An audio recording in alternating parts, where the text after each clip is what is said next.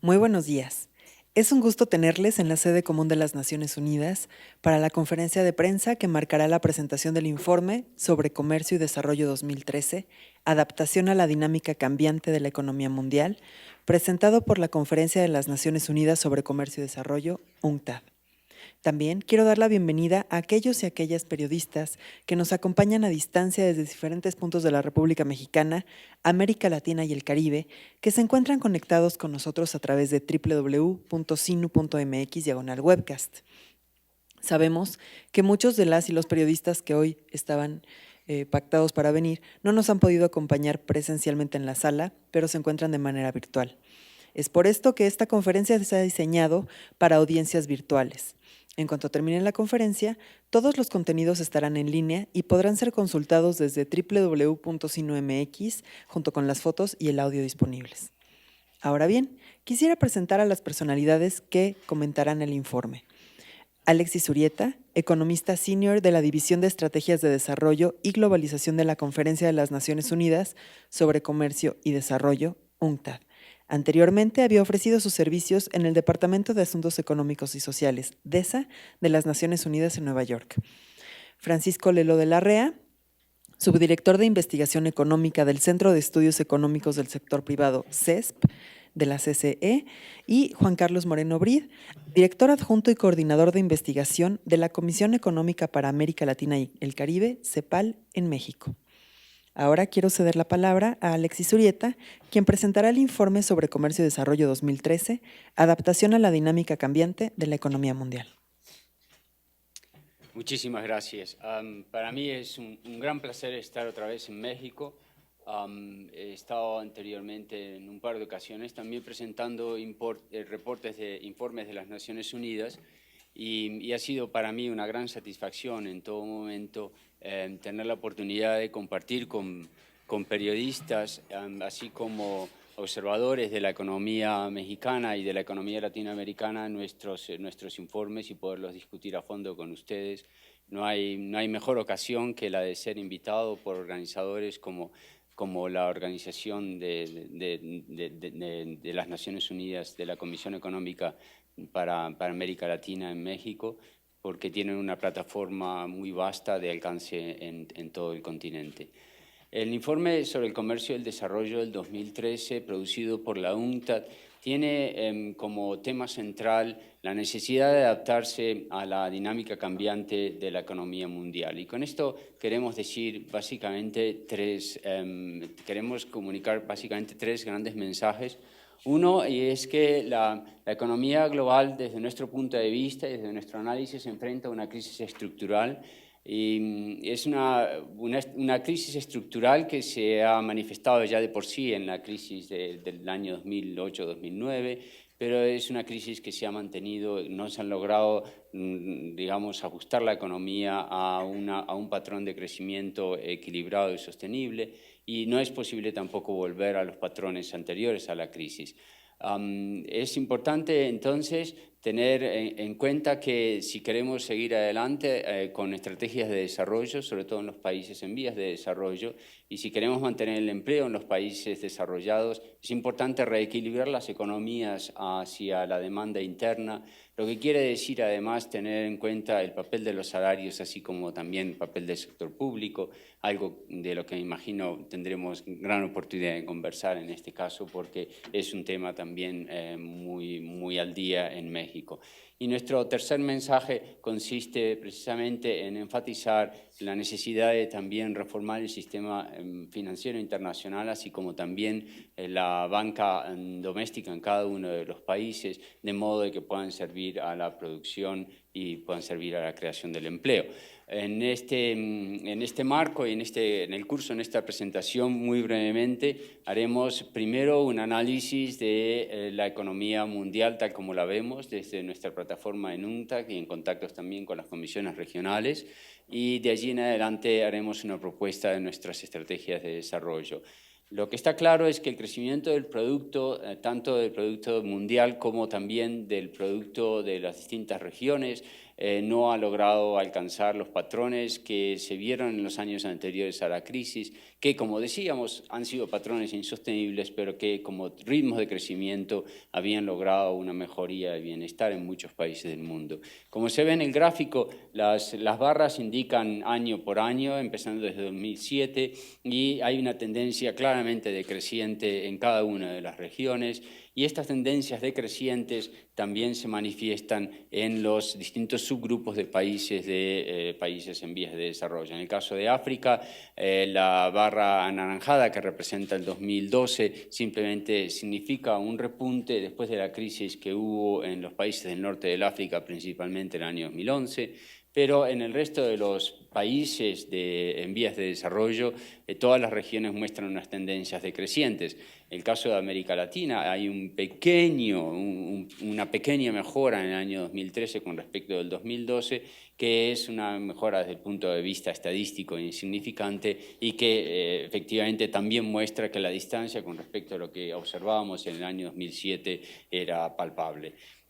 Así también en el caso de Asia Occidental, debido en parte al repunte de los precios del petróleo, y finalmente los países del este, del sureste y del sur de Asia también tienen una tendencia decreciente, aunque se ve que los niveles son superiores.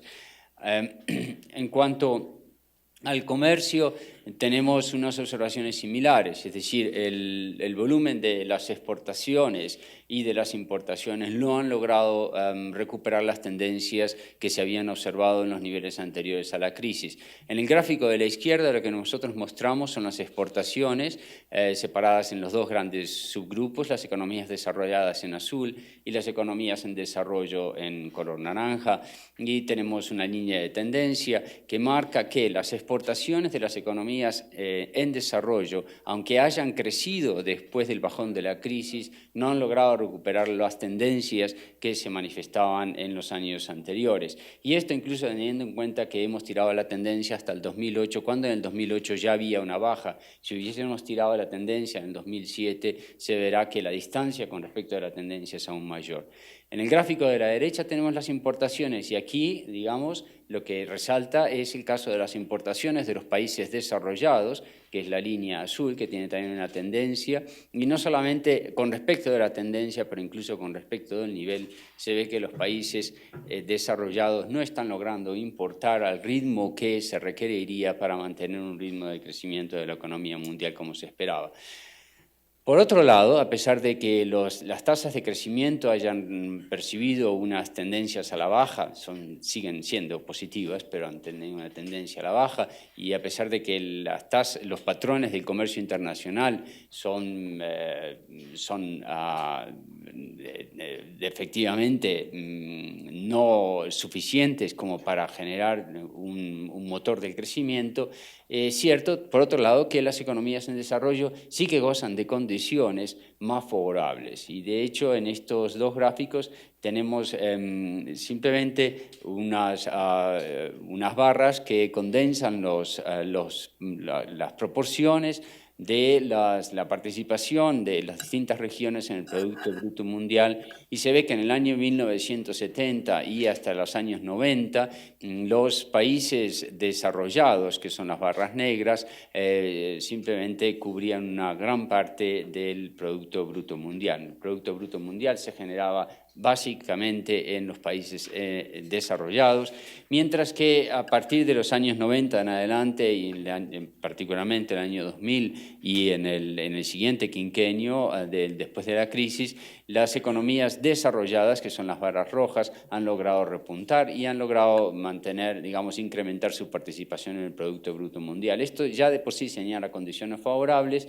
y lo mismo también región por región. En el caso de África es todavía un poco más deprimente, si se pudiese decir así, ya que su participación en el Producto Mundial es ínfima, pero en el caso de los países del este, del sureste y del sur de Asia, está claro que han logrado casi triplicar su participación en el Producto Bruto Mundial desde los años 70 hasta ahora.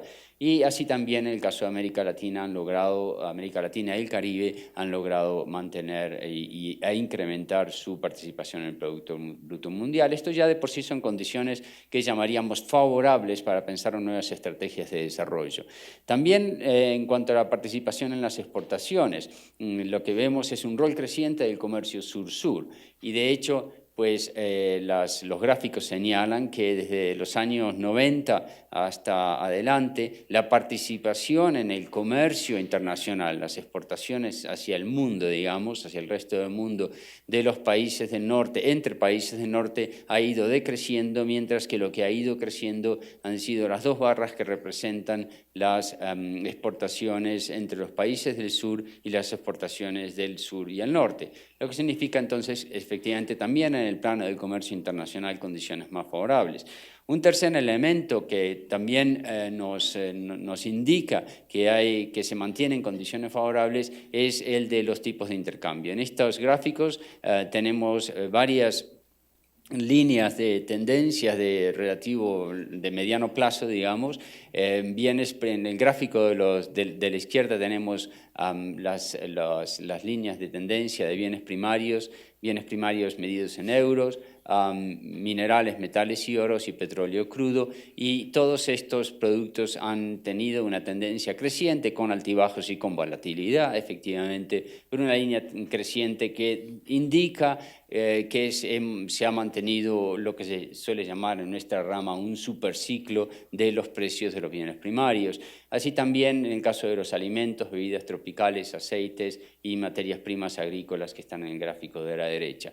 Lo que nos lleva a concluir que sí, que efectivamente es posible que el superciclo esté cerrándose, esté llegando a su fin, pero de allí no esperamos que haya un colapso de los precios.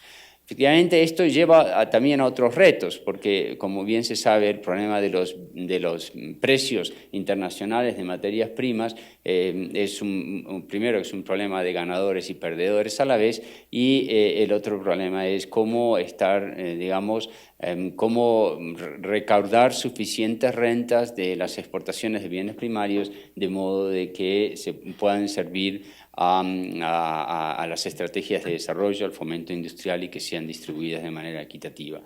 Mientras tanto, así como los países desarrollados mantienen condiciones favorables, los países, así como los países en vías de desarrollo mantienen condiciones favorables, los países desarrollados efectivamente no han logrado resumir sus tasas de crecimiento, y en parte se debe a que las políticas monetarias no han logrado canalizarse hacia el crédito. En estos dos gráficos, en el caso de Estados Unidos de América, en el caso de la zona del euro, lo que observamos son dos líneas en cada uno de los gráficos. La línea verde es el crédito bancario al sector privado, medido como porcentaje del Producto Bruto, y como se ve, pues está bastante horizontal, quiere decir que no ha habido mejoras, y esta horizontalidad de la proporción de crédito bancario del sector privado con respecto al Producto Bruto es todavía más alarmante, ya que se ha tratado de una tendencia más bien a la baja del Producto Bruto. Mientras que ha habido grandes expansiones monetarias que efectivamente, como se ve en el mismo gráfico, no han dado lugar al crédito.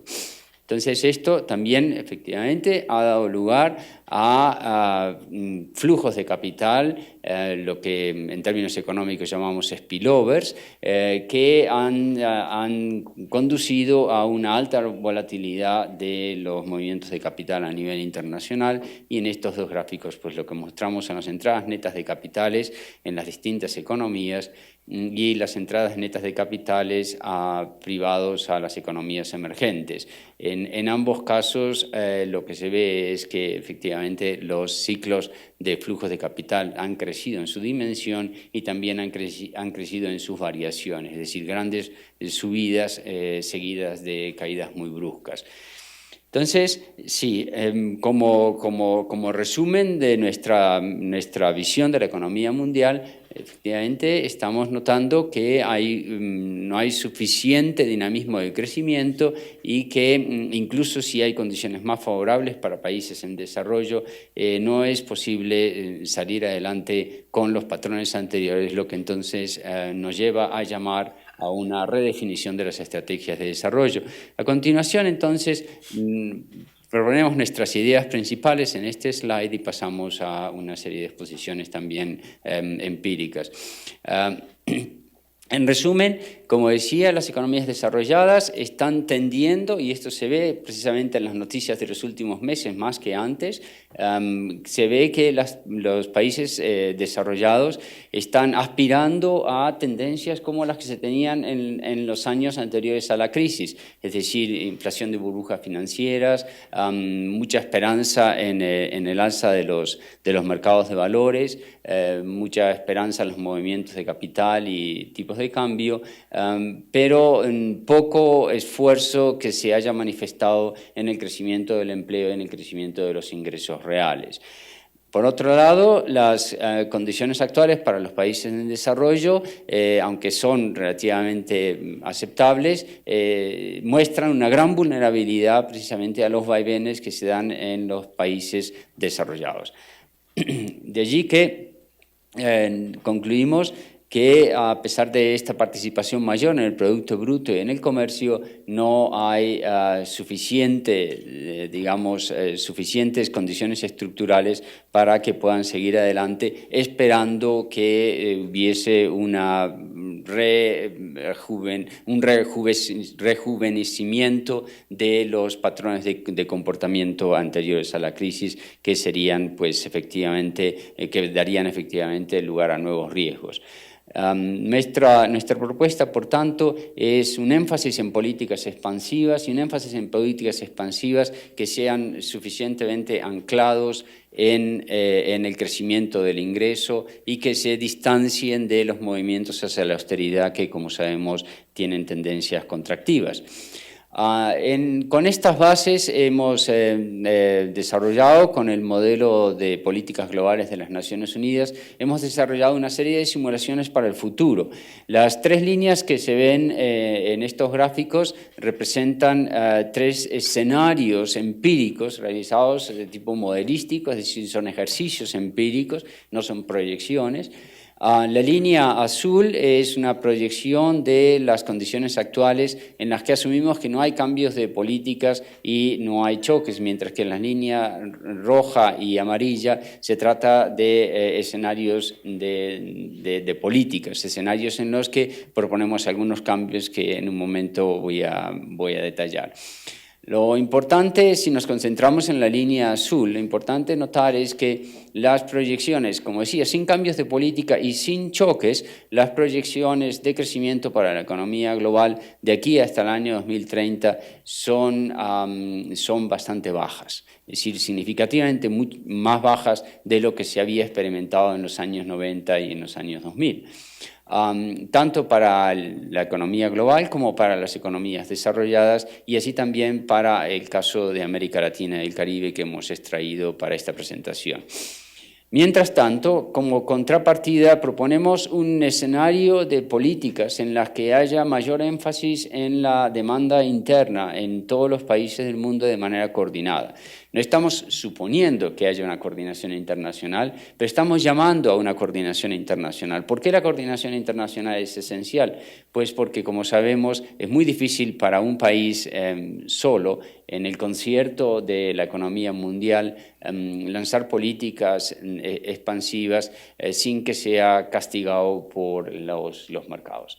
De modo que para que estas políticas expansivas den resultado, entonces es importante que los países marchen juntos. A la vez, es también esencial desde el punto de vista del comercio internacional que haya suficiente coordinación para que precisamente el comercio sea un mecanismo de crecimiento y no un obstáculo, que no haya competencia desleal entre los países. Con políticas expansivas, lo que nosotros proponemos desde el punto de vista empírico es que pueda haber un crecimiento muy notable de la economía global, un crecimiento también considerable de las economías desarrolladas y un crecimiento más que aceptable para el caso de América Latina y el Caribe, así como también otras regiones del desarrollo. En medio de estas dos líneas, de la roja y del azul, tenemos la línea amarilla, que es un escenario en el que nosotros propondríamos entonces que si las si los países desarrollados se mantienen anclados en sus políticas de austeridad y se mantienen también aferrados a su esfuerzo a incrementar la competitividad por medio de reducir los costes, efectivamente costes salariales, que como sabemos revierten en el crecimiento del consumo y también de la inversión, si los países desarrollados mantuviesen entonces estas políticas actuales, no lograrían ellos crecer al ritmo en el que hubieran crecido si se juntasen a un programa de coordinación internacional basado en políticas expansivas, pero por otro lado los países en vías de desarrollo mantendrían niveles de crecimiento mucho mejores de los que nosotros proponemos en la línea de base. Ahora bien, en este caso los países desarrollados o las economías desarrolladas mantendrían, a pesar de mantener las políticas actuales, mantienen un nivel de crecimiento un tanto superior al que mantendrían en la línea de base. Y esto se debe principalmente a uno de los aspectos más relevantes de nuestro análisis, del análisis que hemos propuesto en el TDR, en el reporte sobre el informe sobre el comercio y el desarrollo, y es que lo que juega un papel clave en estas simulaciones es el ingreso de los trabajadores, por tanto el ingreso de los hogares, por tanto el consumo de los hogares y por tanto la inversión que responda al crecimiento del consumo, sobre todo considerando que puede haber una expansión de la clase media. En otras palabras, en el caso de la economía global, como ustedes pueden observar, la participación laboral en el ingreso para la economía mundial ha estado decreciendo de manera vertiginosa, se podría decir así, desde los años 70. En este gráfico tenemos simplemente captado las tendencias de 1995 en adelante, y hay efectivamente una tendencia a la baja, que como nosotros estimamos puede estar llegando a un fondo, pero va a ser un fondo realmente muy bajo, no suficiente como para mantener el crecimiento del consumo. Por otro lado, la participación laboral en el ingreso en las simulaciones de políticas expansivas coordinadas tendería a retomar un nivel similar al que hubo en los años 90. Y este es el mecanismo por medio del cual entonces se genera suficiente demanda y se genera suficiente producción. En la línea amarilla, que representa las simulaciones en las que solamente los países en vías de desarrollo mantienen estas políticas salariales consistentes con el incremento de la productividad y con el incremento de la demanda interna, en el caso de la economía global, pues hay una mejora apenas perceptible. ¿Por qué? Porque en los países desarrollados, y ahí nos centramos en el gráfico del medio, los países desarrollados en este caso tenderían a acelerar, digamos, la presión en contra de los salarios y por tanto de los ingresos de los hogares.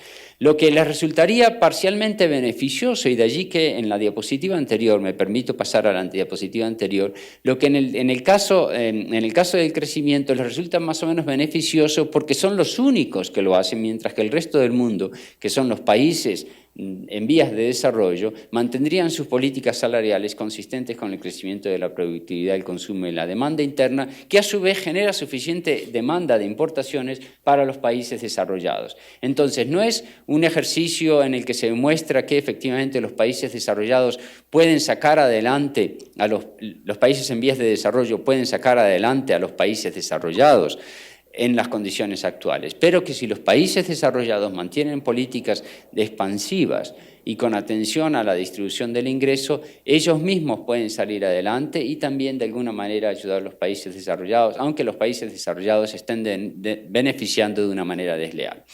Ahora bien, estas simulaciones nos llevan entonces a concluir que sí, que es posible pensar en un futuro mejor, es posible pensar en un futuro en el que las estrategias de desarrollo resulten precisamente en crecimientos equilibrados y equitativos, pero esto requiere, en primer lugar, que el crecimiento de las economías sea un crecimiento en el que los dos elementos del crecimiento marchen juntos. Por un lado, el crecimiento de la demanda interna, Y por otro lado, el crecimiento de la oferta, y es un crecimiento de la oferta que va siendo acompañado del progreso técnico que se ha verificado empíricamente, un progreso técnico que responde a lo que se llama las economías de escala. Es decir, que hay dos, si ustedes quieren, hay dos maneras de incrementar la productividad. Una es reduciendo los costes, que es la tendencia en la que nos estamos moviendo en este momento en la economía actual y que desde el punto de vista de las Naciones Unidas es una tendencia equivocada. ¿Por qué? Porque al reducir los costes se reduce a su vez las fuentes de ingreso para la demanda. La otra manera de incrementar la productividad y de incrementar la oferta es incrementar el progreso técnico, y es un progreso técnico que responde precisamente a las economías de escala. Quiere decir que los países en vías de desarrollo que tienen mayor población pueden concentrarse en un crecimiento de la demanda interna, no solamente, pero pueden concentrarse en el crecimiento de la demanda interna porque sus mercados son vastos. En el caso de las economías más pequeñas, han de concentrarse en los acuerdos regionales para dar lugar a las economías de escala que dan lugar al progreso técnico, que entonces pueden hacer marchar la oferta y la demanda a la vez. Ahora, para que la oferta marche al ritmo de los incrementos de la demanda, es entonces esencial que haya políticas de fomento industrial, que los distintos gobiernos en los distintos países aúnen sus esfuerzos, tanto desde el punto de vista tecnológico como desde el punto de vista financiero, y aquí llegamos al siguiente punto, que sirvan a la producción, que sirvan al fomento industrial y que a la vez intenten no basarse en la reducción de costos, sobre todo de costos salariales, porque son estos, los costes salariales, los que a su vez representan los incrementos del poder adquisitivo de los hogares, que son el motor del crecimiento de la demanda interna. Ahora bien, así como nosotros promulgamos un plan para reajustar y reequilibrar la demanda interna, también entonces proponemos un plan mucho más serio de cara al sistema financiero. El sistema financiero ha de servir a la economía real, lo que significa que entonces el rediseño de las finanzas, la regulación financiera, se vuelve esencial en nuestra plataforma. A nivel internacional, esto significa una administración pragmática de los flujos de capital y los tipos de cambio, que, dicho sea de paso, han sido emitidos incluso por organizaciones que en el pasado han estado contrarias a los controles de capital, como el Fondo Monetario Internacional. Ha sido admitido que en el concierto mundial, sin un mecanismo regulador internacional viable del sistema financiero mundial, es necesario que los países mantengan una administración pragmática de los flujos de capital. Y la prueba de ello se está viendo precisamente en estos meses. En los últimos meses, cuando estábamos cerrando el informe sobre el comercio y el desarrollo, ya se veía venir que de cerrarse los programas de expansión monetaria, de quantitative easing, en los países desarrollados, particularmente en los Estados Unidos, habría unas caídas muy bruscas en los flujos de capital, lo que causarían choques serios en las economías en vías de desarrollo, y esto es efectivamente lo que ha estado pasando. De allí que la administración pragmática de los flujos de capital es esencial, y esto también puede ayudar cuando hay una administración pragmática, clara y transparente de flujos de capital. Esto puede ayudar a la programación de largo plazo, que es esencial para el levantamiento de la producción, que, como decía, se requiere para poder dar respuesta a los crecimientos de la demanda. A nivel nacional, lo que es esencial es revisar las políticas monetarias de manera de que no sean ya solamente políticas monetarias, sino también políticas de crédito. Porque esto es, como mostrábamos en los gráficos de los casos de los países desarrollados, esto es, digamos, el talón de Aquiles del sistema financiero internacional. Las políticas monetarias se han basado simplemente en la expansión de la masa monetaria y no se han concentrado en ser efectivamente un medio activo de fomentar el crecimiento de la producción industrial y también el crecimiento del comercio internacional a través de los créditos comerciales. Lo que significa que es esencial desde nuestro punto de vista revisar el papel de los bancos centrales de manera de que sean que jueguen un papel muy activo en el crecimiento del crédito para fomentar la inversión. Y estos son efectivamente nuestros mensajes centrales y pues me agradará muchísimo saber las opiniones de mi colega también de la Comisión Económica para América Latina desde México y por supuesto será muy interesante discutir con ustedes cuáles son sus opiniones y qué preguntas puedan tener. Muchas gracias. Muchas gracias, Alejandro. Sin duda nos dejas una tarea de reflexión muy importante sobre las tendencias en las que están reincidiendo los patrones de comportamiento, las economías en desarrollo, y tenemos que prestar como mucha más atención a los mayores desafíos que han incluido la apropiación adecuada de las rentas para la distribución y el fomento industrial. Ahora quisiera darle la palabra a Francisco Lelo de la Rea, quien nos brindará comentarios sobre el informe desde la visión del sector privado. Sí, muy buenos días, tengan todos ustedes.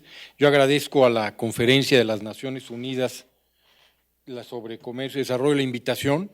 Para mí es un gran honor poder comentar el reporte 2013 y bueno, me gustaría señalar que al igual que la economía mundial, la economía mexicana pues padece una crisis estructural, de ello no hay duda. Sin embargo, para México pues ya tenemos décadas de esta crisis estructural. ¿Cuál es pues el signo más claro de esta crisis estructural que padece nuestra economía? Pues el bajo crecimiento económico que tenemos durante las últimas décadas. Es de 2.1% desde 1970 a la fecha.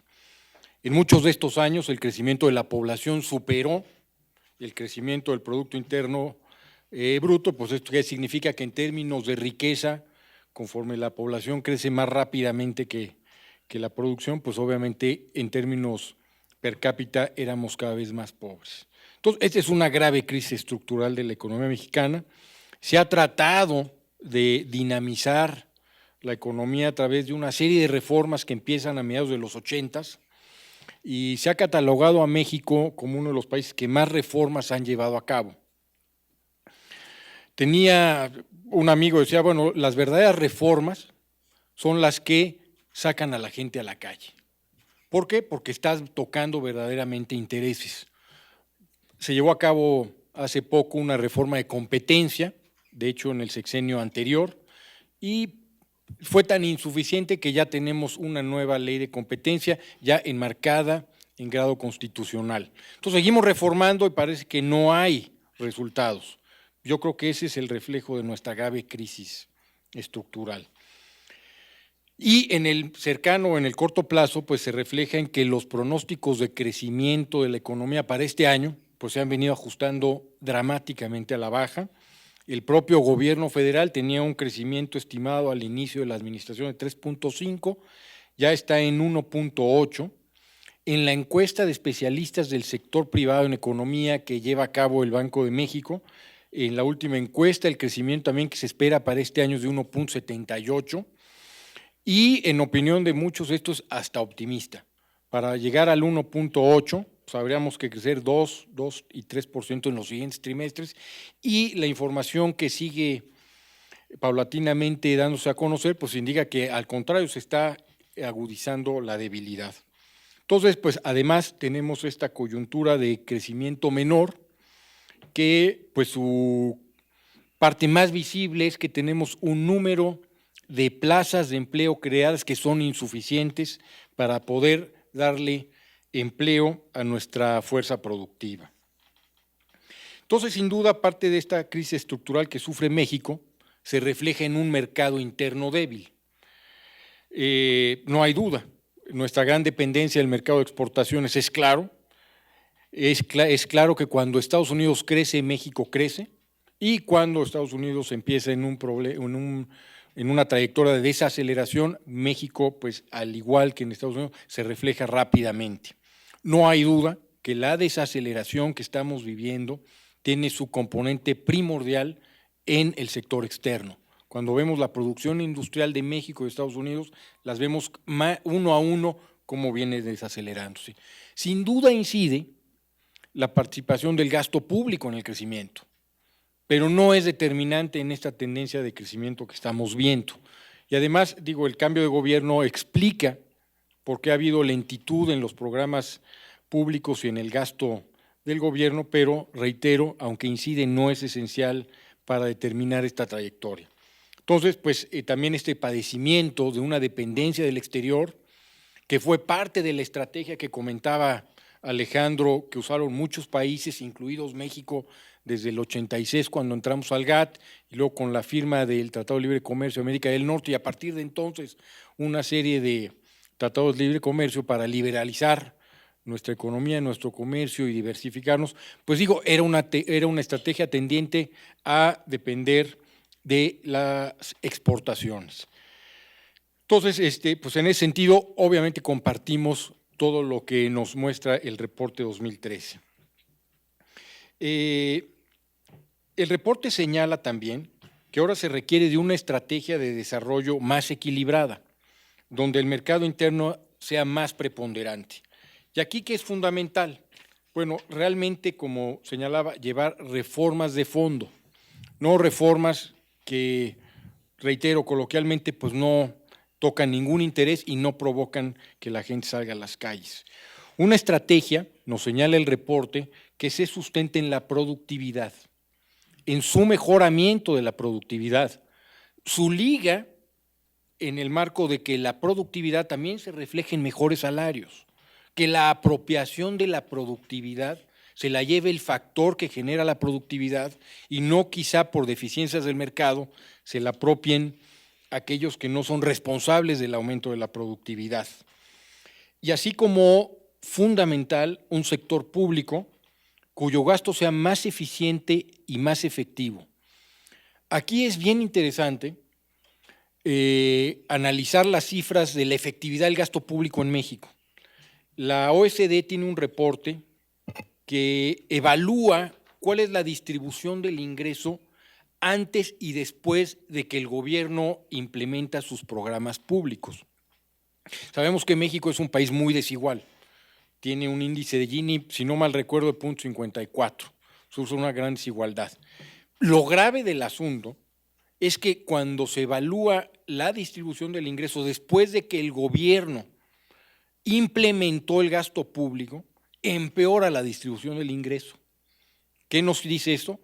Pues aparte de la ineficiencia en cómo gasta el gobierno, pues está dirigido el poco gasto eficiente a aquellos grupos que menos lo necesitan. Entonces, esto es gravísimo. Y en ese sentido, la gran reforma hacendaria, consideramos, debe haber estado en el gasto público, en su eficiencia, en su eficacia, en su transparencia y en la rendición de cuentas, que esperamos que el gobierno en un futuro pues atienda esta dimensión, porque reitero, es impensable que en un país después del gasto público empeore la desigualdad. Y para acotar esta idea de forma importante es, muchos países desarrollados tienen una desigualdad antes del gasto público similar a la de México, pero después de que el gobierno ejerce el gasto público, corrige de gran forma esta desigualdad, cosa que, reitero, no pasa en nuestro país, sino que al contrario se empeora. Un aspecto fundamental que se resalta en el reporte también es el sector financiero, y sin duda compartimos totalmente el análisis. Aquí necesitamos ya un sector financiero que responda o realmente promueva el sector real de nuestra economía. Y aquí, bueno, como saben, ya se aprobó, entiendo, una reforma financiera que el objetivo primordial es pues destinar mayores recursos a fondear proyectos productivos, no tanto a la especulación. Se dice que parte de los recursos en el sector financiero pues iban a fondear al gobierno a través de CETES y que era una ganancia muy cómoda. Entonces, es importante que el sector financiero tenga una reforma, como se señala en el reporte, que se dirija más a fomentar actividades productivas.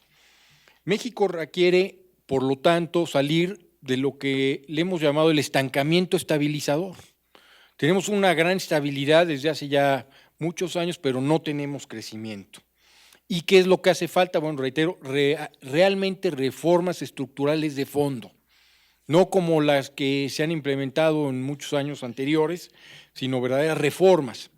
Se comenta una reforma laboral que se aprobó hace poco, una reforma laboral que no tiene transparencia sindical, no quita la cláusula de exclusión con la cual los líderes sindicales pueden revocar, rechazar o promover cierto tipo de empleo. En fin, entonces es una reforma laboral que sí facilita la contratación del despido, que es un gran paso, pero no llega al fondo tampoco para realmente aumentar la productividad en uno de los grandes de las grandes actividades de nuestra economía y que además están controladas por el sector público. Se habla mucho que la productividad en México está, o que no crece, o que crece inclusive a tasas negativas, la productividad total de factores. Y se habla muy en general de que la economía no es productiva. Si pudiéramos distinguir entre el sector privado y el sector público cómo está la productividad, mucha de esta falta de crecimiento en la productividad sería simplemente al sector público, porque está aumentando la nómina en escuelas y no hay mayor rendimiento. Está aumentando el personal ocupado, pero no hay una contraparte en la productividad. Entonces se requiere nuevamente una reforma laboral de fondo. Y el objetivo de las reformas debe ser claro: aumentar nuestro crecimiento, que como ya señalaba al principio ha sido realmente insuficiente para nuestro crecimiento poblacional y abatir los grandes rezagos. Tiene que reducir la desigualdad y aumentar las oportunidades para todos los mexicanos. Ese es el gran reto de las reformas. Y en ese sentido yo reiteraría que lo que comenta el reporte es fundamental. Tenemos que dirigirnos al mercado interno, fortalecer el mercado interno. Juega un papel fundamental que los salarios reflejen la productividad, que el factor que gane en eficiencia y en productividad sea el factor que sea remunerado de acuerdo a esas mejoras, y el gran papel que tiene el sector público, como se señala. Y aquí, reitero, la gran reforma sin duda está en la parte del gasto público. Obviamente no voy a abundar, ustedes conocen los problemas que hay en nivel Estado, en los estados y municipios en México, de la ineficiencia del gasto público, adicionalmente a la falta de rendición de cuentas, la opacidad que hay en cómo se utilizan los recursos, los grandes recursos que se les han dado en los últimos años, y en ese sentido sí hay una gran preocupación del sector privado en que el gobierno tiene un papel fundamental, pero a través del gasto, ese es el instrumento fundamental del gobierno, pero bajo los mecanismos actuales, si no hay mayor rendición de cuentas, transparencia, creo que va a ser inefectivo el pretender recaudar más si no se utiliza de forma eficiente. Y en ese sentido, creo que parte del fortalecimiento del mercado interno en México, ya para concluir, aunado a la forma en que gasta el gobierno mexicano, pues está sustentado en el fortalecimiento institucional, en el fortalecimiento del Estado de Derecho en todos los órdenes de gobierno, y eso creo que también es una agenda pendiente.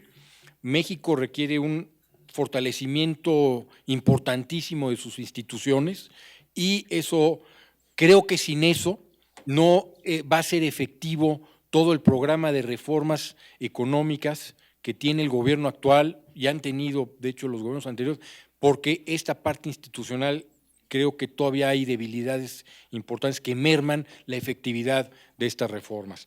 Celebro el reporte, creo que es muy importante sus recomendaciones, sin duda las evaluamos con gran acogida en el Centro de Estudios Económicos del Sector Privado, y reitero nuevamente mi agradecimiento por la invitación.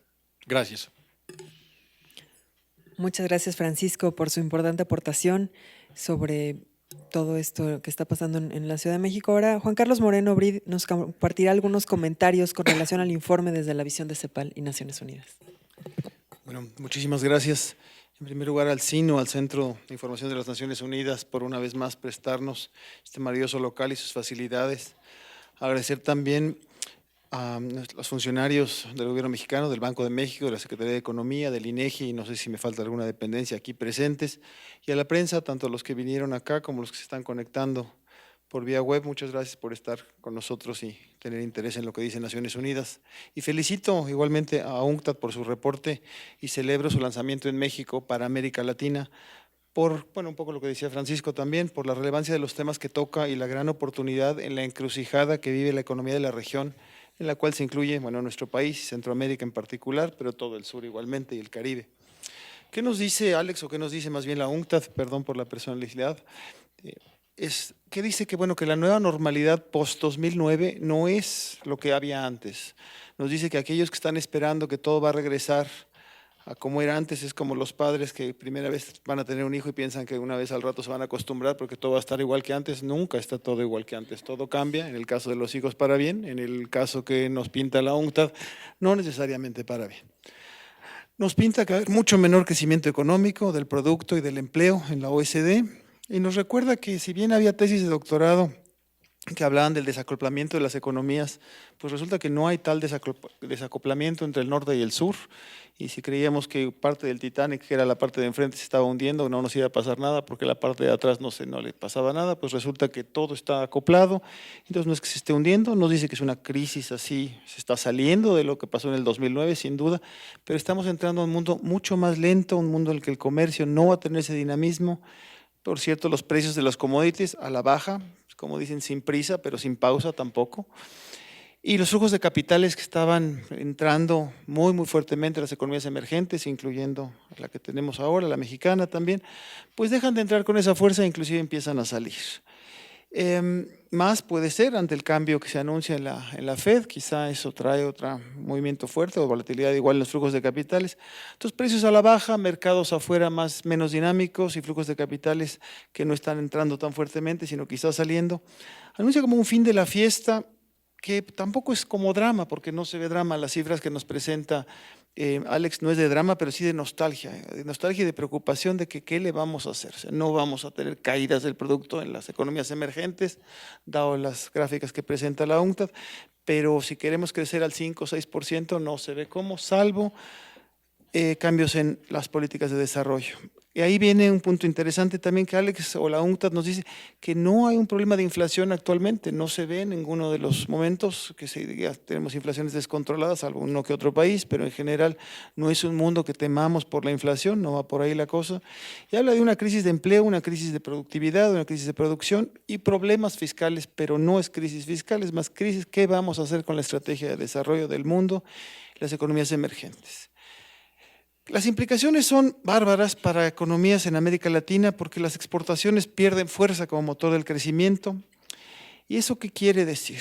Eso quiere decir, además, súmenle algo que no tocó Alex, pero también no solo pierden fuerza el comercio como tal por la falta de ingresos suficientes en la economía desarrollada, pero hay políticas industriales y de fomento a la reconversión de sus aparatos productivos que tienen fuerte incidencia, pueden tener aún más en las economías en desarrollo. Piensen en la estrategia de Buy American, políticas especiales de tratados comerciales Estados Unidos-Europa, o inclusive estrategias nuevas que hay, lo que le llaman la nueva manufactura en Estados Unidos, que es toda una concepción en la cual se piensa que la división que había entre los centros de innovación y los centros de producción fue en última instancia no muy conducente al desarrollo de las economías desarrolladas. Entonces ahora se piensa ligar más físicamente a los centros de innovación y de producción para que estén más cercanos, que quiere decir reinvertir en Estados Unidos, no quiere decir en dinero como tal, quiere decir las plantas que regresen, las plantas manufactureras que se desarrollen no tanto a la producción afuera, sino al interior de Estados Unidos, al interior de los países industriales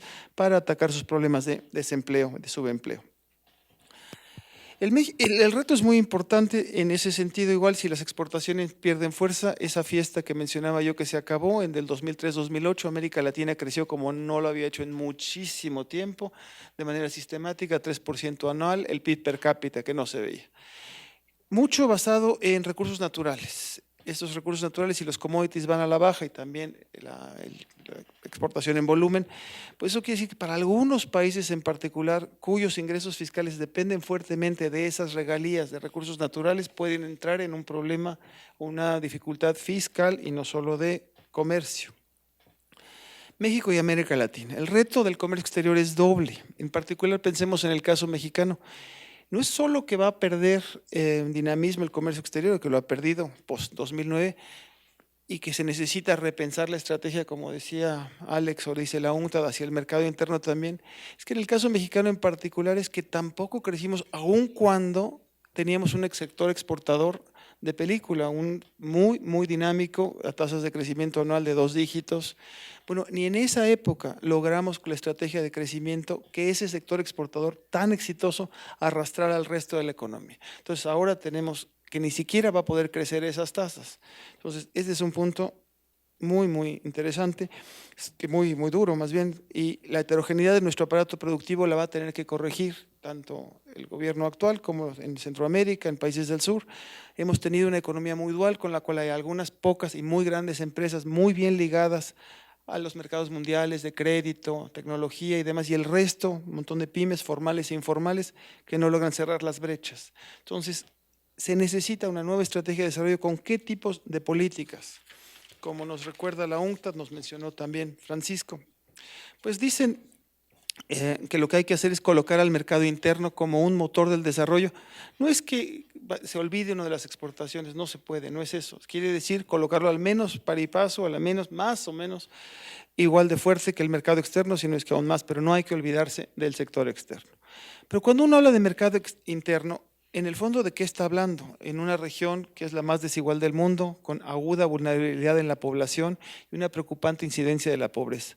Fortalecer el mercado interno quiere decir fortalecer a esta gran masa de nuestra población en su capacidad adquisitiva. Quiere decir tener mejores empleos, quiere decir tener mejores salarios, como lo que nos recuerda la UNCTAD. Quiere decir tener una política, como mencionó también Francisco, con una distribución del ingreso más equitativa, que repercuta en mayor demanda interna, que no deteriore la balanza comercial ni las finanzas públicas a la hora que haya esta expansión de los salarios. Ello coincide en esencia, cuando hablamos del mercado interno, pues con lo que ha subrayado la CEPAL en muchas otras ocasiones, que es poner a la igualdad en el centro de la macro. No decir que primero vamos a crecer para después igualar, sino que hay que crecer para igualar e igualar para crecer. No se puede desprender la idea de igualar de la idea de crecer si queremos crecer a partir de un mercado interno. Cuando se piensa nada más crecer meramente exportar, por exportar, en última instancia hay 2 estrategias, una que es a través de cada vez menores salarios, cada vez un menor costo laboral, y otra es a través de mayor innovación. Si se quiere para el mercado interno que sea este pilar de crecimiento, no es posible tener una estrategia de cada vez menores salarios, porque entonces esa es la parte del mercado interno, esa capacidad adquisitiva de la gran masa de la población, la que hay que fortalecer. La UNCTAD nos da, sin que sean recetas, porque dista de dar recetas, pero da una serie de apuntamientos sobre qué políticas hay que hacer, que dice que sin descuidar las finanzas públicas hay que aplicar políticas industriales que tiendan a reconvertir al aparato productivo y elevar la productividad en ciertos sectores, bueno, en general. Y si bien, como mencionaba Francisco hace rato, si uno distingue entre el público y el privado, la productividad es muy distinta probablemente, también cuando uno distingue al interior de los sectores productivos, me refiero primario, manufacturas, construcción y agrícola y servicios. Cuando vemos las cifras de productividad laboral en la manufactura, se han comportado muy bien, y hablo del comportamiento de la mexicana, ¿no? Pero cuando vemos agricultura o servicios, hay una cantidad de gente en servicios, bueno, subempleada y subpagada. Entonces dice uno, queremos elevar la productividad total, bueno, impulsemos los sectores con mayor productividad para que atraigan a más gente de otros sectores, y entonces toda la productividad como tal, con este cambio de la estructura del empleo, estructura productiva, vaya elevando la producción y la productividad en general de toda la nación. No es nada más expulsando gente de un sector, sino integrando a los sectores más productivos. Piensen en el gran reto que, como les mencionaba hace rato, enfrentamos ahora con Estados Unidos, con esta nueva manufactura, que se liga innovación y producción, con la energía tan barata que tienen ahora ellos, y estos acuerdos especiales que pueden estar haciendo para robustecer cadenas muy particulares, cadenas globales de valor para la innovación, en las cuales es muy fuerte el componente de innovación. ¿Qué reto representa para América Latina? ¿Cómo le va a hacer para participar en este nuevo mundo? Menor demanda, pero a la vez esfuerzos muy fuertes para impulsar la tecnología y la innovación en países desarrollados. Políticas de salarios reales y empleo digno, como ya lo había mencionado, las políticas de ingreso, lo mencionaron tanto Alex como Francisco, bueno, pues sin duda se necesitan, pero siempre con un realismo. ¿Qué realismo es este? Pues que las alzas salariales vayan par y paso con fortalecer la productividad y evitar desequilibrios en la cuenta comercial o obviamente detonar procesos inflacionarios. Entonces hay que tener mucho cuidado en mantener estos alzas salariales con la productividad y que se mantenga la consistencia macro. Las políticas fiscales, Francisco bien habló sobre la liga entre el gasto y el Gini. Igualmente ocurre lo mismo con las políticas de impuestos. En América Latina los impuestos sirven para muchas cosas, pero no para redistribuir. Los Ginis que mencionaba Francisco, antes y después de impuestos, son prácticamente iguales en gran parte de nuestros países. Entonces, si en gasto es la cifra que dice Francisco y se aplica para el resto de América Latina, en impuestos, eso estoy seguro que se aplica para toda América Latina. En general, los impuestos, me refiero a todos ellos, no digo uno por uno, tienen muchos impactos, pero no en la distribución. Necesita América Latina en ese sentido avanzar políticas más progresivas con capacidad contracíclica, capacidad de que el Estado pueda reaccionar ante choques externos con política fiscal, ya que hemos visto, como lo mencionaba Alex y más que probado, que las políticas monetarias como tales tienen muy poco peso en el multiplicador hacia el crédito y hacia la demanda agregada, entonces por ahí no va la cosa. Necesitamos igualmente que en las políticas fiscales, como les mencionaba yo hace poco, si está esta carga en los precios, caída en los precios de los commodities en algunos países, hay que desprender o desacoplarla a la carga fiscal de los ingresos por venta de productos basados en recursos naturales. Ahí va a haber que hacer reformas fiscales que no los tengan tan vulnerables a ciertos commodities como en algunos países ocurre. Punto importante cuando se está hablando de proteger o fortalecer este mercado interno es qué política social se va a implantar. Políticas sociales universales basadas en nociones de derechos son mucho mejores que políticas así de goteo, de poco a poco, que ayudan poco, ¿no? La regulación financiera, no quisiera yo entrar, ya lo tocaron mis compañeros, ya lo mencionó la UNCTAD. Y quisiera yo cerrar, si quieren, con 2 puntos. Uno es que tema importante en la parte financiera que no se tocó es el cambiario. El tema cambiario, ya quisiera Europa poder tener un tipo de cambio flotante manteniendo el euro a la vez. Claro, algunos países entre Europa, claro que no se puede tener el pastel y a la vez comérselo, pero América Latina evitó gran parte de ese impacto tan adverso y tan prolongado de la crisis internacional porque movió los tipos de cambio, porque reaccionó con la política cambiaria y pudo proteger su sector interno de esos choques externos. Pero igualmente en muchos países de la región ha sido preocupante alguna tendencia sistemática a la apreciación del tipo de cambio real que tiende a minar un poco la competitividad y ayuda poco a que la inversión se dirija a los bienes o sectores comerciables. Finalmente, quisiera yo también subrayar el diagnóstico de UNCTAD sobre las fallas sistémicas del sistema financiero internacional, porque nos dice que con la crisis financiera o a partir de ahí las políticas que implementaron para enfrentarlas, realmente no se resolvieron las fallas de fondo. Se ha prolongado la recesión con fuertes costos sociales y económicos, se han minado los mercados internos. De hecho, si piensan en las caídas en el PIB en Grecia, en algunos países de Europa, la caída ha sido similar a la que ocurrió en periodos de conflicto bélico, es impactante, ¿no? Y el peso del ajuste, una vez más, sigue cayendo en los países deficitarios y no en los superavitarios, me refiero a balanza comercial. En este escenario, la UNCTAD nos subraya la importancia creciente del comercio sur-sur y las grandes oportunidades que puede ofrecer si se abocara, en particular en América Latina, más esfuerzo a una estrategia de integración regional, no basadas en colocar la exportación como motor, porque lo enfatiza mucho la UNCTAD, sino que dice que hay una política coordinada de expansión de las economías de la manera interna, no es meramente colocar exportaciones en el centro.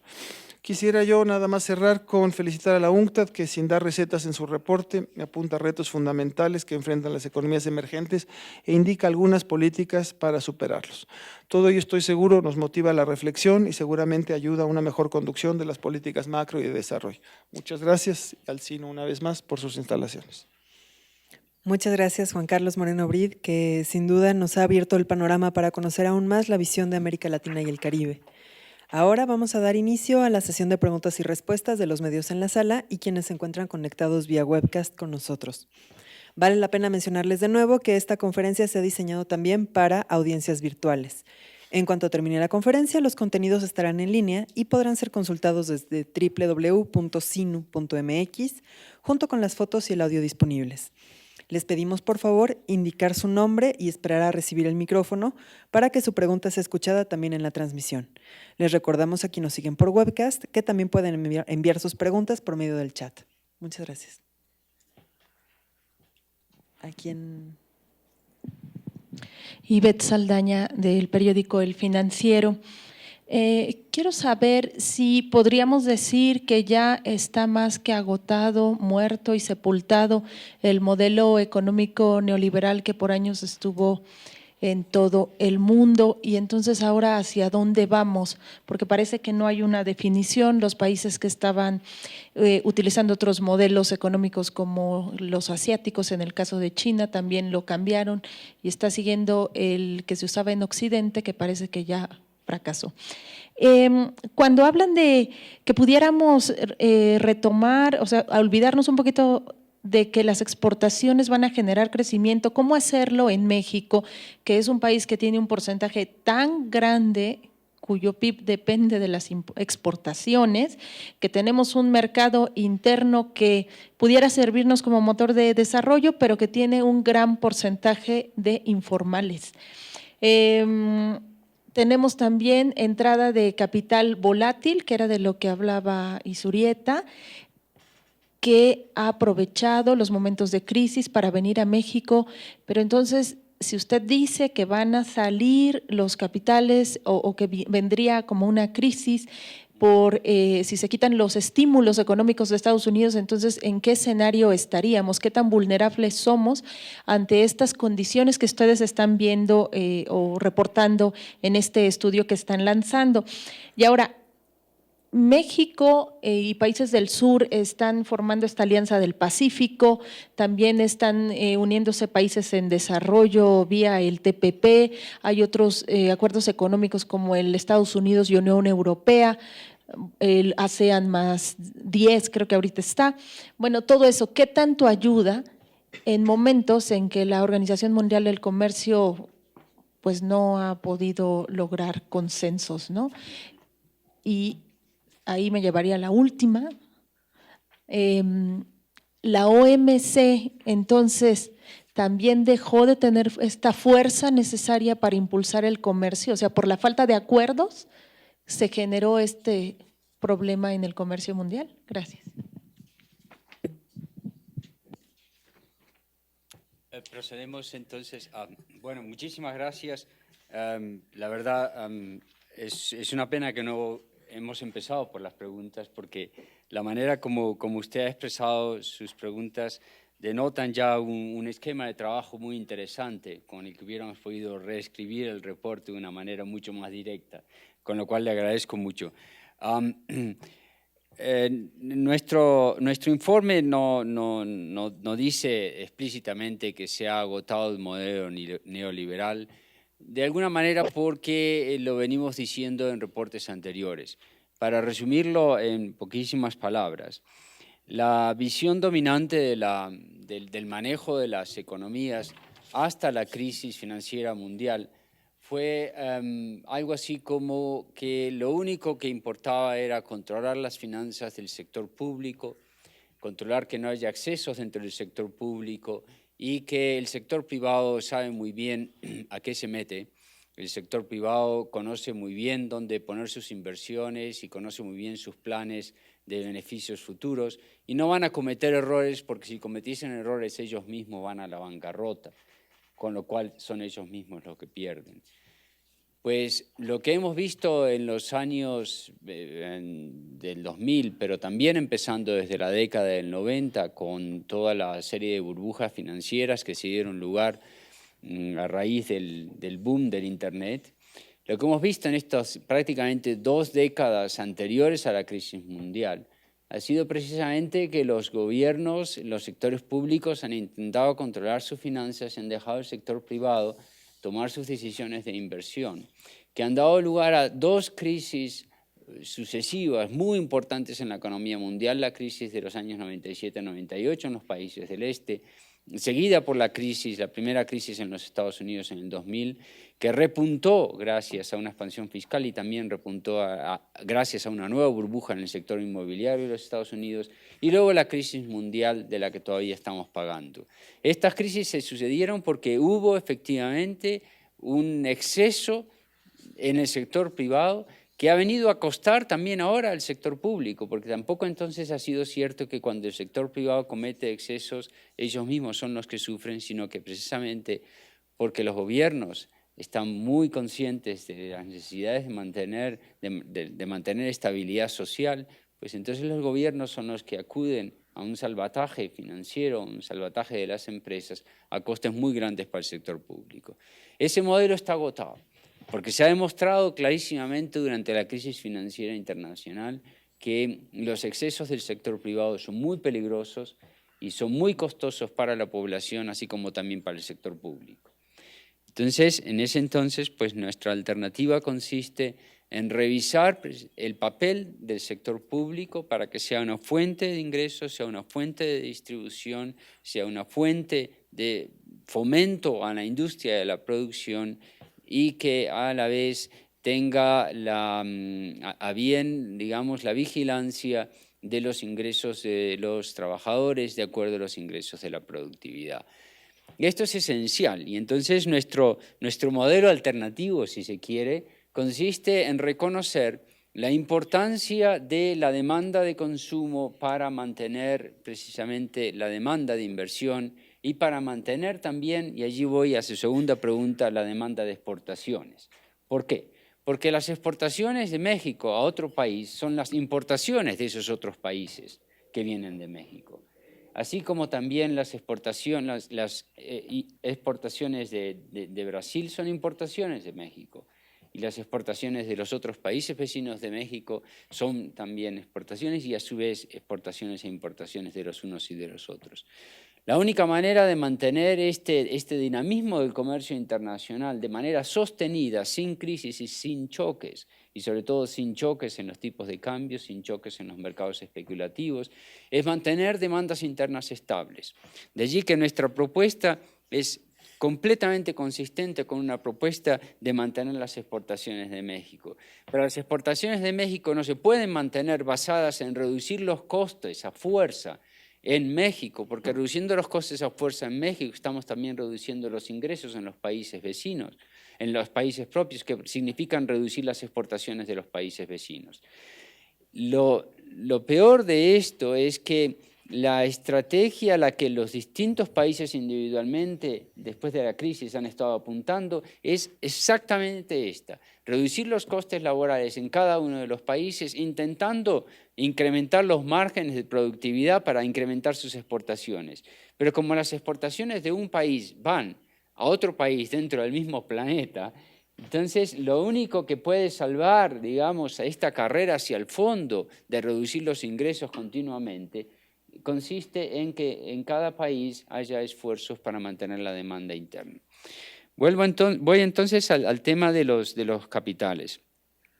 Nosotros no estamos en capacidad de predecir si van a salir los capitales, a qué velocidad van a salir y cuántos van a salir y de dónde efectivamente van a salir. Ninguna institución que yo conozca tiene capacidad de hacerlo. Si lo estuviésemos, pues estaríamos en este momento ocupados haciendo inversiones especulativas y no haciendo conferencias sobre la economía mundial. Pero lo que sí está claro es que no hay una guía firme en este momento en la economía mundial para los precios de los valores internacionales, así como también para los tipos de cambio. No hay una guía. Y la razón por la que no hay una guía es porque los flujos de capital especulativos están creciendo de una manera vertiginosa. ¿Por qué? Porque no hay flujos de capital hacia los sectores productivos. ¿Por qué no hay flujos de capital hacia los sectores productivos? Porque no hay suficiente fuerza de la demanda, porque no hay suficientes ingresos. Entonces, en una situación en la que los mercados especulativos están predominantemente influyendo los valores, entonces no hay manera de predecir. Y como no hay manera de predecir, entonces la incertidumbre es aún mayor, lo que entonces explica por qué es que los inversores no están dispuestos a seguir invirtiendo, porque hay incertidumbre. Entonces, uno de los elementos de nuestra propuesta en el informe del comercio y el desarrollo para el 2013 consiste precisamente en contener el efecto especulativo en los mercados de valores y en los precios internacionales. Paso entonces al tema de la Organización Mundial de Comercio y si es que ya no tienen un papel en los años venideros, precisamente porque hay una caída del comercio. Pues yo me permito recordar que la Organización Mundial del Comercio sentó las bases de lo que sería una ronda para el desarrollo, la famosa ronda de Doha. Era una ronda para el desarrollo, no era una ronda para el libre comercio. Y era una ronda para el desarrollo porque precisamente intentaba poner los elementos que fueran necesarios para que los países en desarrollo puedan entrar a los mercados internacionales con unas reglas de juego claras, pero a la vez con unas reglas de juego que sean justas. Y el problema que nosotros enfrentamos dentro de en las aras del libre comercio que todavía siguen dominando el comercio internacional es que entonces las reglas no son justas. De allí que para México, por ejemplo, no es tan interesante las alianzas con las economías que son más poderosas de México, porque establece un juego desigual. Entonces México puede muy bien seguir adelante con los esfuerzos para los acuerdos comerciales regionales, lo que no significa dejar de lado acuerdos regionales con otras economías, pero que el esfuerzo de México debería ser aquel en el que puedan ponerse de acuerdo países con capacidades similares para poder ir avanzando juntos. El problema de México no es un problema solamente de México, es un problema de todas las economías en vías de desarrollo, que los acuerdos comerciales con economías más poderosas suelen ser desfavorables, porque precisamente los acuerdos de libre comercio son acuerdos entre potencias económicas de distinto peso. Y con esto quiero cerrar simplemente con una última recomendación que tiene que ver con el papel de las políticas industriales. Uno de los problemas de proponer políticas industriales en los distintos países es que se consideran que son una violación de los acuerdos comerciales. Pero si las políticas comerciales son acordadas entre los distintos países y son acordadas de manera de que sigan reglas transparentes y que sean reglas justas e iguales para todos, entonces es posible avanzar. Y esta era la esencia de la ronda de desarrollo iniciada dentro de la Organización Mundial de Comercio, la ronda de Doha. La ronda de Doha era precisamente centrarse en políticas de fomento industrial en los países en desarrollo, de manera que establezcan reglas de juego claras e iguales para todos. Muchas gracias. Muchas gracias. Tenemos una pregunta desde el webcast de Carlos Calzada de Radio Educación. ¿Cuál es su opinión acerca de la propuesta de reforma hacendaria presentada por el presidente Enrique Peña Nieto? Lamentablemente no estamos en capacidad de hacer comentarios sobre reformas propuestas muy recientemente porque hemos venido a presentar un informe que hemos cerrado a finales de julio del año pasado y todos los cambios de políticas que se han sugerido de ahí en adelante pues no han entrado dentro del informe que estamos presentando en este momento. De una manera muy general sí que se puede decir que tenemos la impresión de que hay una mayor cautela por parte del gobierno mexicano en cuanto a implementar reformas estructurales muy agresivas en este momento, y la cautela la entendemos porque precisamente la economía mundial ha estado sufriendo de una serie de choques sucesivos desde principios del verano de este año, como consecuencia precisamente de los cambios drásticos o los anuncios sobre cambios drásticos de políticas monetarias en los países desarrollados. Nos parece que la cautela es importante, pero a la vez nos parece también, como decía nuestro colega, que es importante que haya un programa claro y que sobre todo sea un programa de largo plazo. Los programas de largo plazo son esenciales para que las políticas fiscales sean exitosas, porque establecen las condiciones para que precisamente tanto los sectores de los hogares como de los sectores de las empresas puedan planificar sus demandas en el mediano y largo plazo, y son también esenciales para mantener el comercio internacional. Por lo que entendemos, las políticas de austeridad en los distintos países desarrollados, que son los primeros que han aplicado políticas de austeridad muy radicales y muy drásticas, empezando desde el año 2011, y políticas de austeridad que han también empezado en políticas en países en vías de desarrollo. Las políticas de austeridad no están ayudando a reactivar la demanda agregada. Entonces, desde nuestro punto de vista, el análisis es bastante simple. Las fuentes de demanda no son muchas. Las fuentes de demanda son los ingresos de los hogares, las fuentes de la demanda son los planes de inversión de las empresas, las fuentes de demanda son el sector público creando empleo, pero también creando capacidad productiva y fomentando la producción.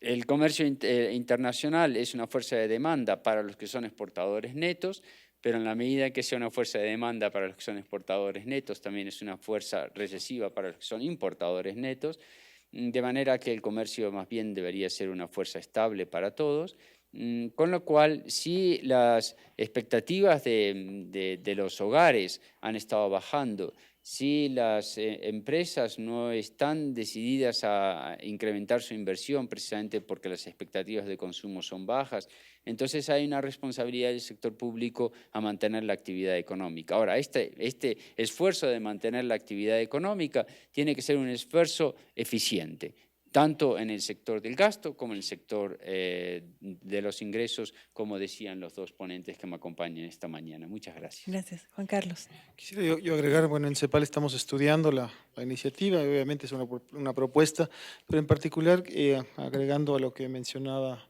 Alex y Francisco, el que en la propuesta se introduzca la posibilidad de tener una capacidad de reacción contracíclica del Estado, ampliando, flexibilizando la ley de responsabilidad presupuestaria hacendaria, etcétera, permitiendo un déficit 0.4 este año y de 1.5 el que sigue.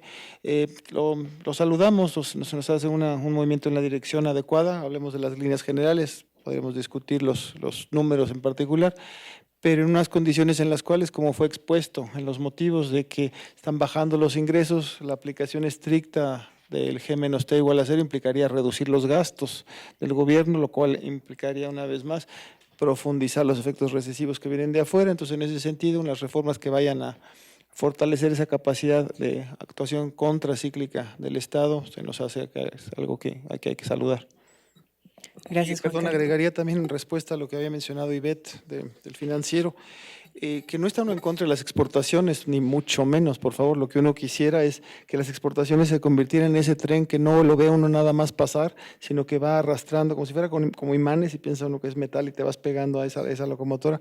Somos maravillosos en exportar, en el caso mexicano, pero somos maravillosos en importar también, entonces faltaría tener más contenido de bienes intermedios, sobre todo de alta y mediana tecnología, cosa que no hemos tenido. Y no es que el mexicano en particular tenga una así avidez de comprar cosas importadas, sino de repente va uno al mercado, tanto como productor como consumidor, y la producción que antes podía haber sido mexicana ya no la encuentra uno, no es que quiera uno el disco importado, la camisa importada, y ahí entra el tema que decía Alex, necesitas políticas industriales, políticas de transformación productiva, etcétera, para que haya mucho más integración entre el vendedor final, al sector externo y los proveedores locales, no sean meramente proveedores de insumos internacionales que son medio ensamblados y exportados al centro.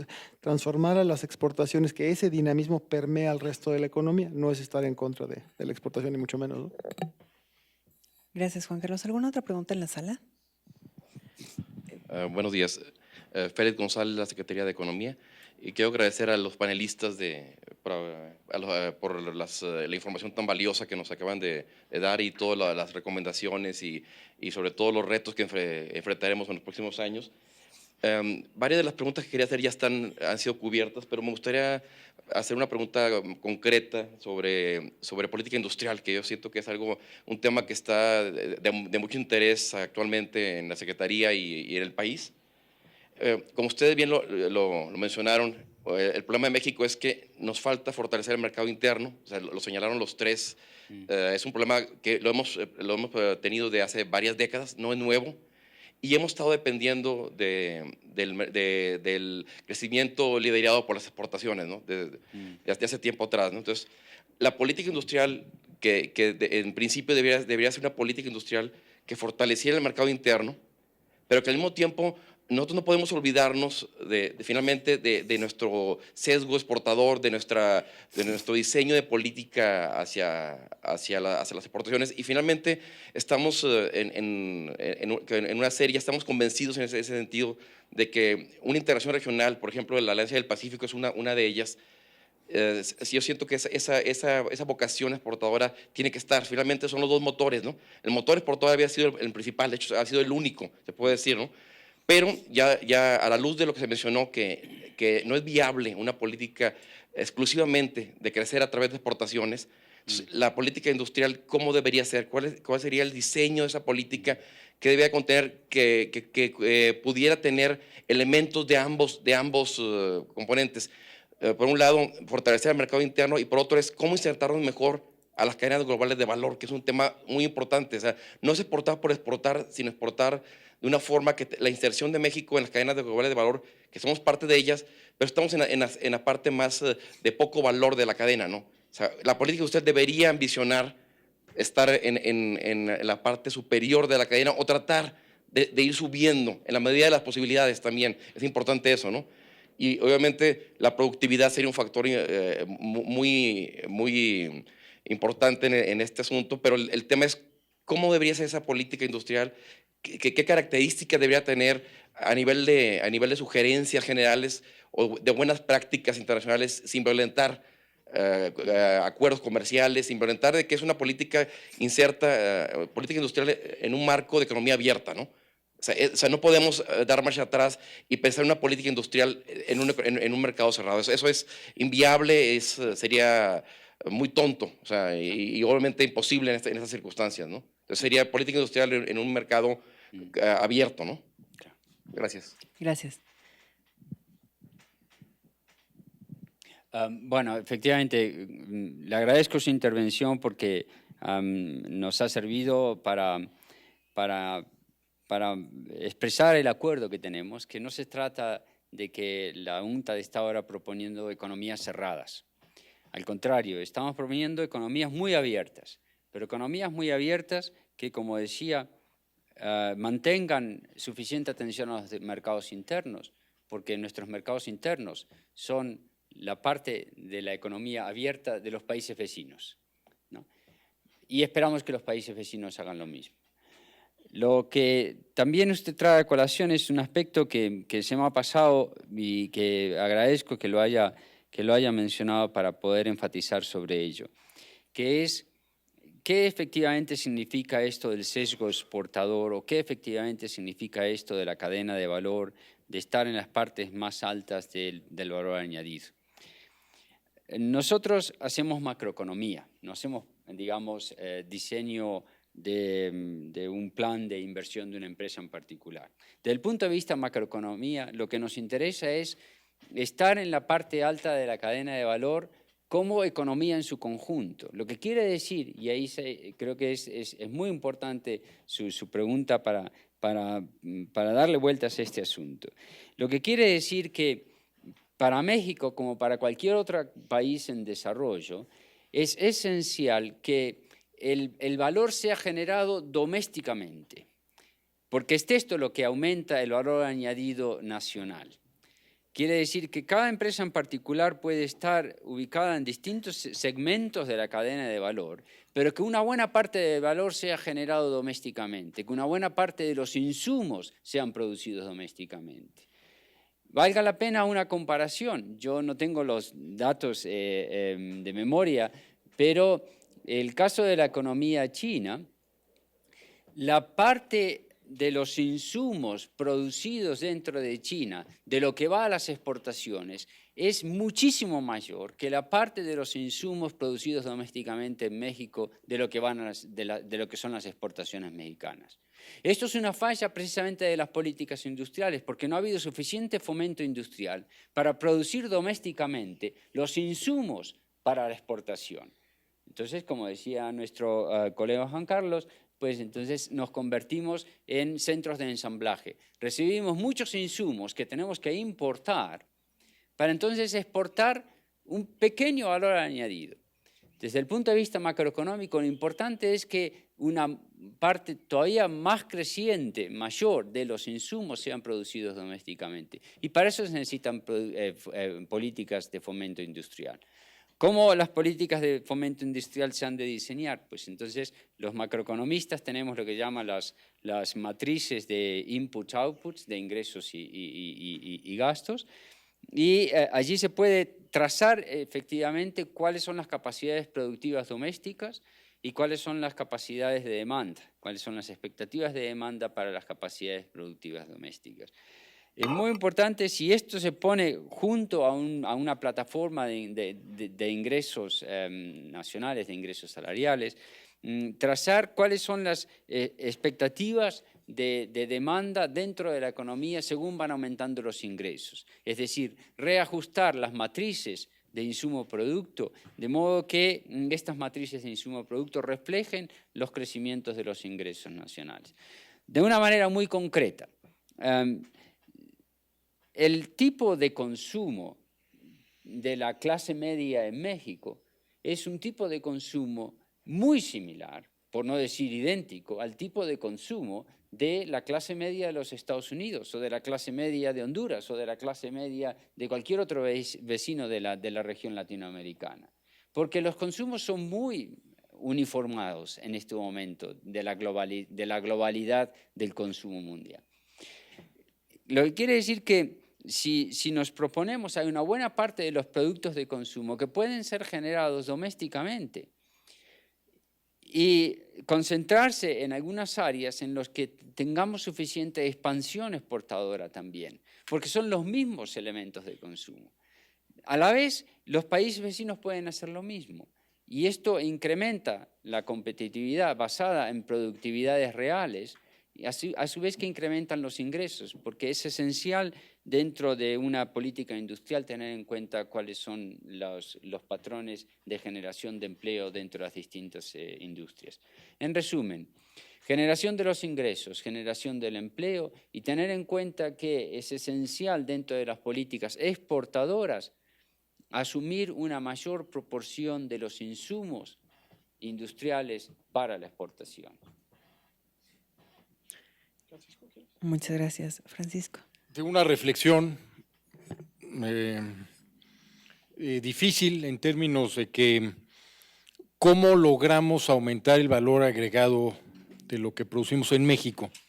Y pensando en la manufactura, pues cualquier rama tiene una demanda de insumos impresionante, pero muchos de estos insumos los provee el sector petrolero. Plásticos y no sé cuánta serie más de insumos.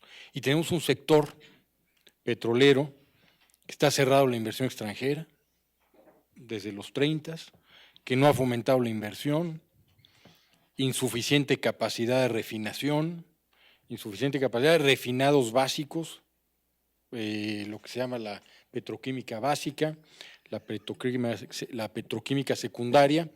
En alguna ocasión me escuchó ir a un farmacéutico o un empresario de la industria farmacéutica alemana, me decía que en México en los 20 había industria farmacéutica privada que invertía, vino la nacionalización o la expropiación petrolera, se cancela toda oportunidad y a partir de entonces México no desarrolla una industria farmacéutica. Y te decía, pues ¿cómo vamos a tener una industria farmacéutica si no se permite la inversión privada y el riesgo? Las inversiones para desarrollar esa simple industria son fantásticas y pues no hay posibilidad. Entonces también parte del problema es que necesitamos pues, liberalizar muchos mercados y analizar el mercado, muchos de los mercados proveedores de insumos y este es uno esencial, ¿no? Entonces simplemente es una reflexión y hay muchos sectores que en México están cerrados, digo, también, ¿no? En ese sentido. Muchas gracias, Juan Carlos. Quisiera, uno, agradecer la pregunta, porque además viniendo de donde trabaja nuestro colega, obviamente él sabe la respuesta, entonces más bien nos permite comentar sobre un tema muy cercano a su corazón y al nuestro. Quizá uno no puede saber exactamente qué política industrial es la que necesita, política de desarrollo productivo, si quieren, o industrial en el sentido de más industrias, actividades productivas, se requiere en cada país, pero uno sí sabe qué política no se requiere. O sea, el no hacer nada es lo peor, o sea, que la mejor política industrial es la no hacer nada y abrir todo eso ya de suerte, o qué bueno que ya lo hemos dejado atrás. Porque ahí lo que ocurre es que, como decían antes en Inglaterra, tiempo atrás mucho, ¿cómo se le hace para abrir una pequeña empresa? Pues abre una grande y se espera, porque al rato se convierte en chiquita, ¿no? Entonces, con ese tipo de política, eso es lo que ocurría, ¿no? Ahora, también en ese sentido, ¿cómo se hace? Pues aplicando la ley, lo que dice ahora, eran los compromisos, bueno, son el 1% del PIB a innovación, a investigación y desarrollo. Ahora que se aplique políticas de innovación tecnológica, que se hagan. En ese sentido, y retomo también lo que decía Ivette, neoliberalismo, que a veces se puede entender lo que uno quiera o no, pero cuando no hay, el decir que no va a haber política industrial quiere decir que la asignación, o sea, la intervención del Estado en términos de asignación de recursos de inversión o de la producción va a ser exactamente la que diga el mercado hoy en día, no el mercado hacia el futuro. Entonces, reconocer que hay una serie de fallas de mercado, de limitaciones de mercados que no existen, implica reconocer que el Estado tiene que intervenir. Una vez dicho eso, también no es que el Estado, sentado 4 eminencias en un escritorio, en cualquiera de las oficinas que nos gusten, van a diseñar la política industrial, sino en concordancia con el sector privado, los académicos, los tecnólogos, etcétera, ¿no?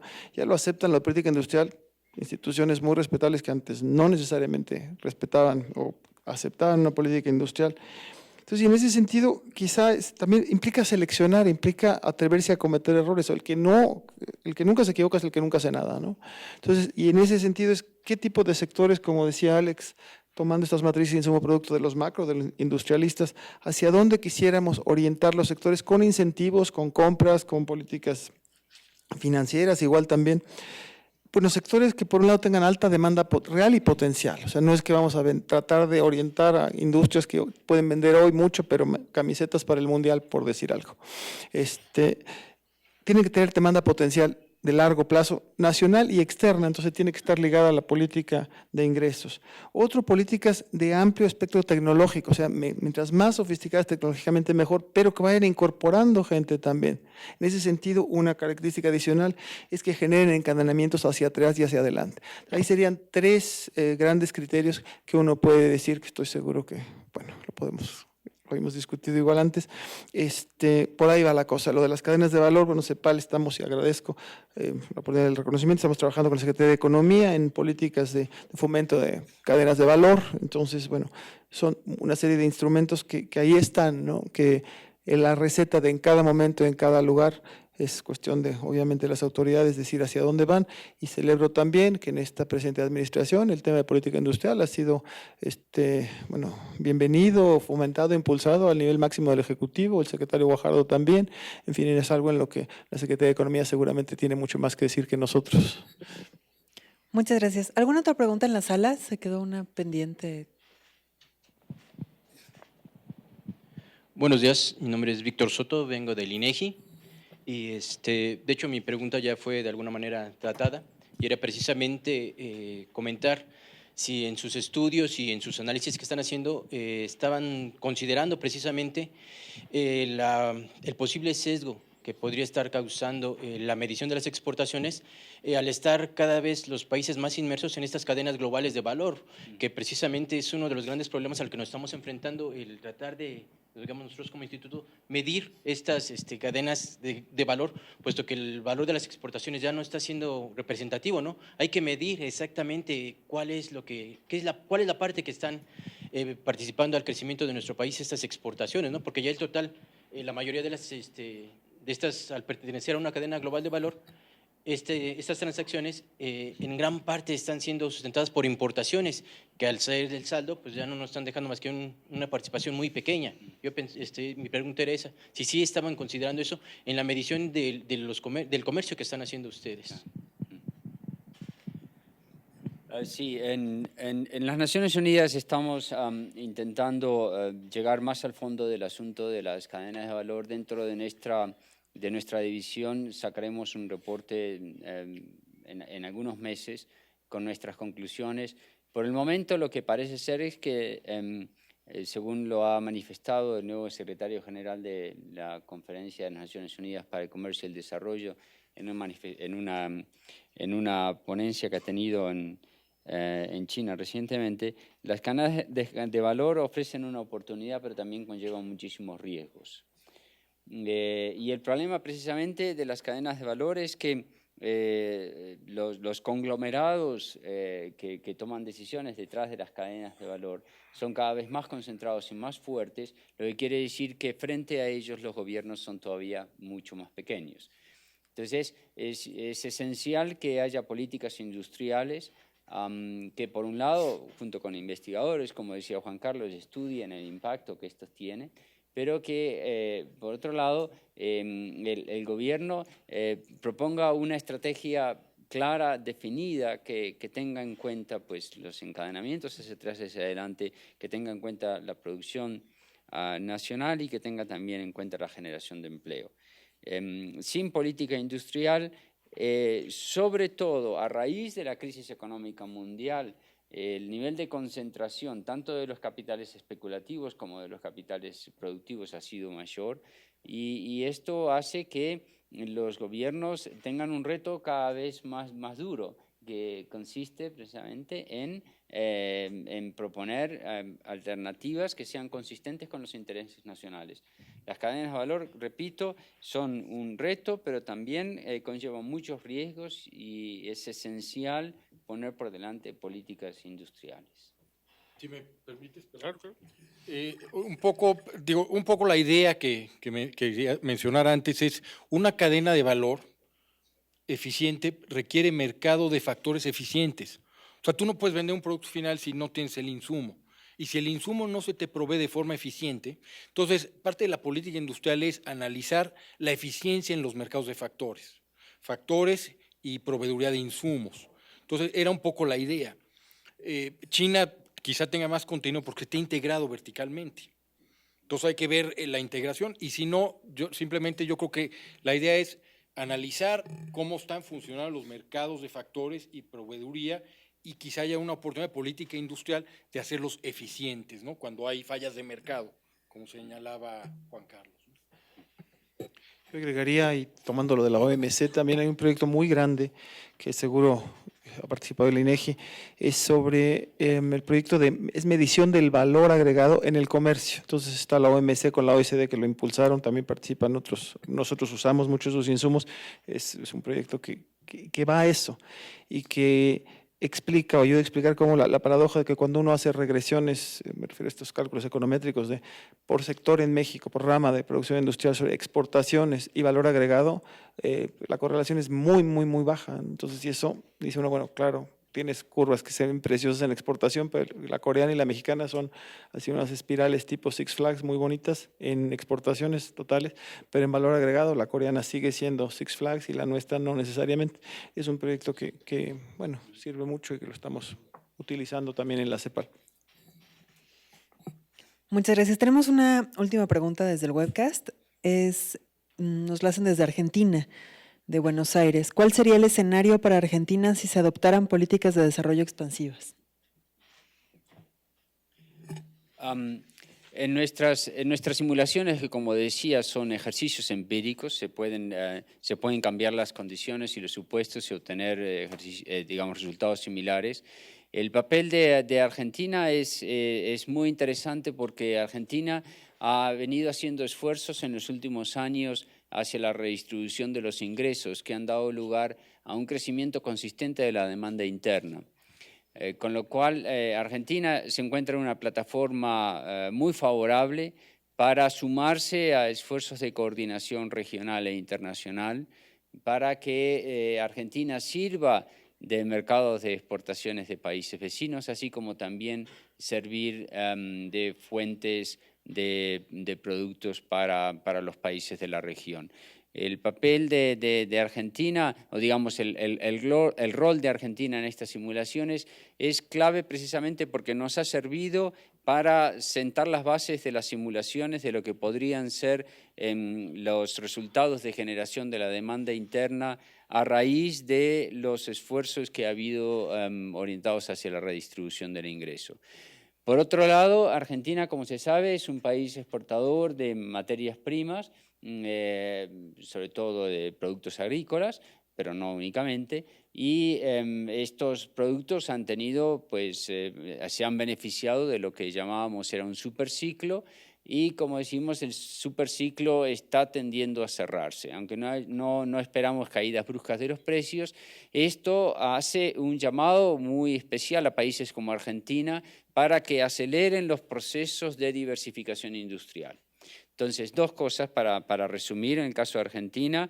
Hemos aprendido mucho del caso de Argentina en cuanto a las implicaciones que tienen los esfuerzos de distribución para la continuada generación de la demanda interna, y a la vez creemos que el caso de Argentina es un caso muy claro en los que se necesita repensar de una manera más decidida las políticas de diversificación industrial, poder obtener rentas de las exportaciones de bienes primarios para que sirvan a la diversificación y al fomento industrial. Muchas gracias. Si ya no hay otra pregunta en la sala, en webcast tampoco, entonces estaríamos dando por, si no tienen más comentarios en la mesa, estaríamos dando por terminada esta conferencia de prensa. Muchas gracias por su asistencia. Les quiero recordar que toda la información está en www.sinu.mx. A partir de este momento está disponible el overview y los comunicados de prensa. Gracias y hasta la próxima. Muchas gracias.